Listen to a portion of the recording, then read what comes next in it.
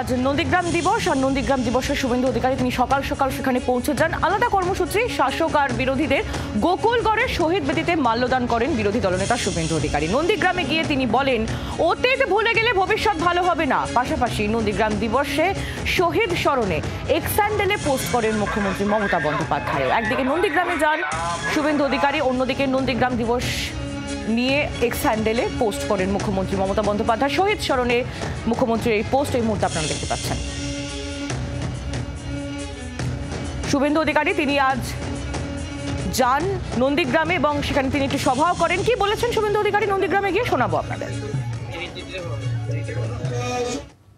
14ই March তো বদলে দেওয়া যায় না। দোল পূর্ণিমা থাকবে, পরীক্ষা হবে।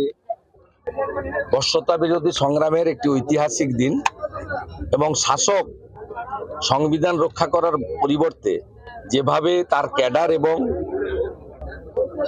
পুলিশকে দিয়ে রাষ্ট্রীয় সন্ত্রাস করেছিল তার ক্ষতবিক্ষত এখানে চারিদিকে ছড়িয়ে আছে।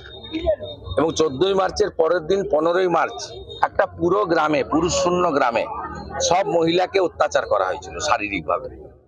আমরা এই দিনটা পালন করি এবং শ্রদ্ধা জানাই।